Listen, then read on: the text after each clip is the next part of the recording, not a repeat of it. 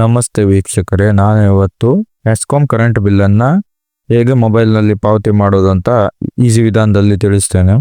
ನಿಮಗೆ metre reader ಕೊಟ್ಟಿರುವ current ಬಿಲ್ಲನ್ನು ತೆಗೆದುಕೊಳ್ಳಿ. ನಂತರ ನಿಮ್ಮ ಮೊಬೈಲ್ನಲ್ಲಿ ಕ್ರೋಮ್ ಬ್ರೌಸರನ್ನು ಓಪನ್ ಮಾಡಿ. ಕ್ರೋಮ್ ಬ್ರೌಸರ್ ಓಪನ್ ಮಾಡಿದ ಮೇಲೆ ನೋಡಿ, ಇಲ್ಲಿ ಹೀಗೆ ಕಾಣಿಸ್ತದೆ.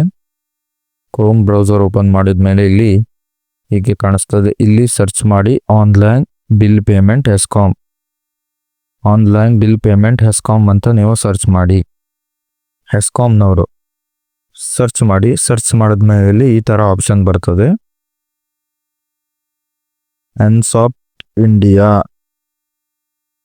ಎಸ್ಕಾಂ ಅಫಿಷಿಯಲ್ ವೆಬ್ಸೈಟ್, ಎಸ್ಕಾಂ ಈ ಥರ ಎಲ್ಲ ಆಪ್ಷನ್ ಬರ್ತದೆ. ಆದರೆ ಇಲ್ಲಿ ನನಗೆ ಈಗ ಮೊದಲಿಗೆ ಫಸ್ಟಲ್ಲಿ ಈ ಥರ ಆಪ್ಷನ್ ತೋರಿಸ್ತಾ ಇದೆ ನೋಡಿ, ಎನ್ಸಾಫ್ಟ್ ಇಂಡಿಯಾ ಎಸ್ಕಾಂ rural.ensoft.in ಈ ಥರ ಆಪ್ಷನ್ ಇದೆ ನೋಡಿ. ಇದನ್ನು ಸೆಲೆಕ್ಟ್ ಮಾಡಿ. ಈ ಥರ ಇಂಟರ್ಫೇಸ್ ಓಪನ್ ಆಗುತ್ತೆ. ಇಲ್ಲಿ ಆನ್ಲೈನ್ ಪೇಮೆಂಟ್ ಅಂತ ನೋಡಿ, ಇಲ್ಲಿ ಇದೆ. ಈ ಆನ್ಲೈನ್ ಪೇಮೆಂಟ್ ಅಂತ ಇದೆಯಲ್ಲ, ಅದರ ಮೇಲೆ ಹೀಗೆ ಕ್ಲಿಕ್ ಮಾಡಿ. ನಂತರ ನೀವು ಆನ್ಲೈನ್ ಪೇಮೆಂಟ್ ಕ್ಲಿಕ್ ಮಾಡಿದ ನಂತರ ಈ ಥರ ಇಂಟರ್ಫೇಸ್ ಓಪನ್ ಆಗುತ್ತೆ. ಆಗ ನೀವು ನಿಮ್ಮ ಮೀಟರ್ ರೀಡರ್ ಕೊಟ್ಟಿರೋ ಕರೆಂಟ್ ಬಿಲ್ನಲ್ಲಿರೋ ಗ್ರಾಹಕರ ಐಡಿಯನ್ನು ಇದರಲ್ಲಿ ಟೈಪ್ ಮಾಡಿ. ಎಕ್ಸಾಂಪಲ್ ನೋಡಿ, ಈಗ ನಮ್ಮ ಮನೆದೇ ನಾನು ಹೊಡೆದು ತೋರಿಸ್ತೇನೆ. 821393. ನೀವು ತಪ್ಪಾಗಿ ಹೊಡೆದ್ರೆ ಬೇರೆಯವ್ರದ್ದು ಹೆಸರು ತೋರಿಸ್ತದೆ. ಅಲ್ಲಿ ಕರೆಕ್ಟಾಗಿ ಟೈಪ್ ಮಾಡಿ. ನಂತರ ಈ ನೋಡಿ, ಈ ಪ್ರಾಪರ್ಟಿ ಐ ಡಿ ನಂಬರ್ ಅಂತ ಇದೆ, ಅದೇನು ಬೇಡ. ಇಲ್ಲಿ ನಮ್ಮದು ಕರೆಂಟ್ ಬಿಲ್ ಏನಿದೆ -59 ಇದೆ.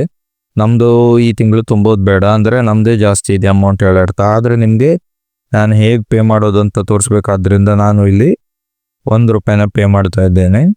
ನೀವು ಬೇಕಾದರೆ ನಿಮ್ಮದು ಅಲ್ಲಿ ಕರೆಂಟ್ ಬಿಲ್ ಟೋಟಲ್ ಅಂತ ಇದೆ ನೋಡಿ, ಅಲ್ಲಿ ಎಷ್ಟು ಬಂದಿರ್ತದೆ ಅದು ನಿಮ್ಮ ಕರೆಂಟ್ ಬಿಲ್ ಅಮೌಂಟ್ ಆಗಿರ್ತದೆ.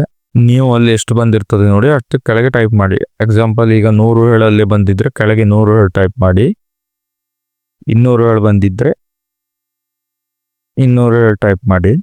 ಆದರೆ ನಮ್ಮದು ಅಷ್ಟೊಂದು -59 ಇರೋದ್ರಿಂದ ನಿಮಗೆ ತೋರಿಸ್ಬೇಕಾಗಿದ್ದರಿಂದ 1 ಟೈಪ್ ಮಾಡ್ತೀನಿ. ₹1 ಪೇ ಮಾಡ್ತೇನೆ.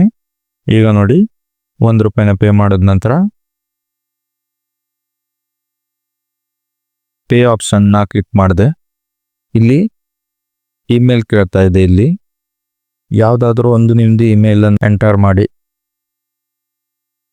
ನೋಡಿ, ನಾನು ಈಗ ನನ್ನ ಇಮೇಲನ್ನು ಎಂಟರ್ ಮಾಡಿದೆ. ಇಲ್ಲಿ ಕಂಟಿನ್ಯೂ ಮೇಲೆ ಕ್ಲಿಕ್ ಮಾಡಿ. ಕಂಟಿನ್ಯೂ ಮೇಲೆ ಕ್ಲಿಕ್ ಮಾಡಿದ ನಂತರ ಈ ಥರ ಆಪ್ಷನ್ ತೋರಿಸುತ್ತೆ. ಇಲ್ಲಿ UPI ಆಪ್ಷನನ್ನು ಸೆಲೆಕ್ಟ್ ಮಾಡಿ. UPI ಆಪ್ಷನನ್ನು ಸೆಲೆಕ್ಟ್ ಮಾಡಿದ್ಮೇಲೆ ನಂದು ಡೈರೆಕ್ಟ್ ಫೋನ್ಪೇಗೆ ಹೋಗ್ತದೆ. ನಿಮ್ಮದು ಗೂಗಲ್ ಪೇ ಅಥವಾ ಬೇರೆ ಯಾವುದಕ್ಕಾದರೂ ಹೋಗ್ಬೋದು. ಗೂಗಲ್ ಪೇ ಎಲ್ಲ ಆಪ್ಷನ್ ತೋರಿಸ್ಬೋದು ನಿಮ್ಮದು UPI ಆ್ಯಪ್ದು. ನಂದು ಡೈರೆಕ್ಟ್ ಫೋನ್ಪೇ ಹೋಯ್ತು. ಅಂದರೆ ಮೊದಲು ನಾನು ಅದರಲ್ಲೇ ಪೇ ಮಾಡ್ತಿದ್ದೆ. ಈಗ ಇಲ್ಲಿ ಪೇ ಆಪ್ಷನ್ನ ಕ್ಲಿಕ್ ಮಾಡಿ.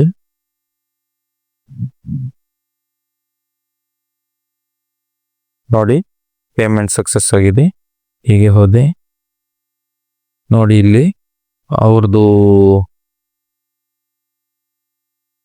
ಇಲ್ಲಿ ಅವ್ರದ್ದು ಟ್ರಾನ್ಸಾಕ್ಷನ್ ಎಕ್ನಾಲಜ್ಮೆಂಟ್ ಕೂಡ ಬಂದಿದೆ. ಇಲ್ಲಿ ಇದನ್ನು ಪ್ರಿಂಟ್ ತೆಗಿತೀನಿ ನೋಡಿ. ಇದನ್ನ ರಿಸಿಪ್ಟನ್ನು ಸೇವ್ ಕೂಡ ಮಾಡ್ಬೋದು ನಿಮ್ಮ ಗ್ಯಾಲರಿಲಿ. ನಾನು ಇದನ್ನು ನಮ್ಮ ಗ್ಯಾಲರಿಲಿ ಸೇವ್ ಮಾಡಿದೆ. ಬಸ್ ಇಷ್ಟೇ ನೋಡಿ, ಇದು ಪೇಮೆಂಟ್ ಸಕ್ಸಸ್ ಆಗಿದೆ.